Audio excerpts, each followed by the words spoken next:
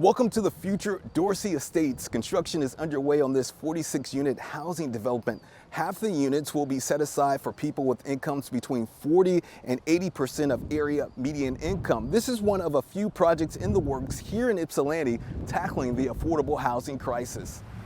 Patricia Tabb is a longtime Ypsilanti resident who is worried about her future in the city due to rising housing costs. It definitely is a problem and it needs to be solved immediately because I don't want to move.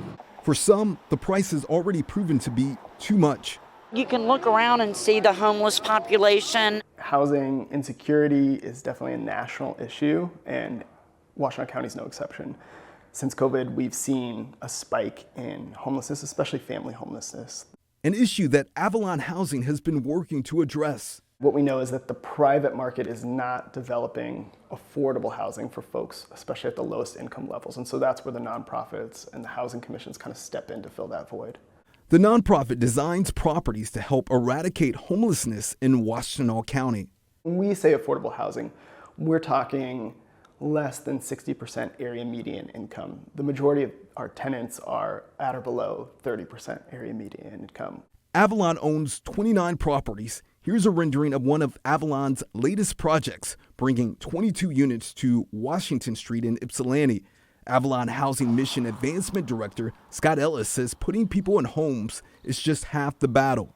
Here at Avalon, it's 95% that they're going to stay housed because we put wraparound support services around them to navigate healthcare, navigate grocery shopping, navigate all the things you need to stay in your housing. Ypsilanti City Manager Andrew Hellinga says affordable housing is one of his top priorities. We really want to make this city welcoming for everyone, but it does come with challenges. In addition to the Avalon project, on Clark Road, 2 parallel housing developments are under construction that will bring a few hundred affordable apartments for seniors and families. And near Depottown, Dorsey Estates will make dreams of home ownership a reality for families of lower incomes. This is our first model right now of affordable home ownership, but we're looking to duplicate this in other cities throughout the state. Renovare Development Managing Partner Shannon Morgan says half of the units will be set aside for incomes between 40 and 80% of area median income. She also says there will be units for middle income people. To help potential buyers on the road to home ownership, the developer will direct them to resources.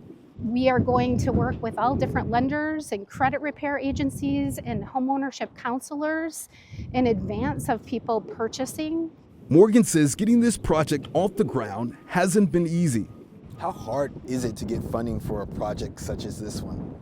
It is very difficult, but once again, I think the key is to have ready, willing stakeholders at the table and people in the community that want to get the job done. It takes creative financing. With these projects in the works, it's clear Ypsilanti is headed in the right direction when it comes to affordable housing. But as Hellinga stated, there are challenges. Affordable housing comes at a price. Tax breaks are often used to spur development. It's very difficult because a payment in lieu of taxes, we're essentially foregoing tax revenue to provide housing. So it really it makes it more difficult to provide services, especially with a stretched thin budget. Which is why he says cities like Ypsilanti can't tackle this issue alone. A municipality can't take it all on itself, so we have to make sure that everyone's at the table. The first units here at Dorsey Estates will be coming online late summer, early fall. If you're interested in moving here, stay tuned for more information.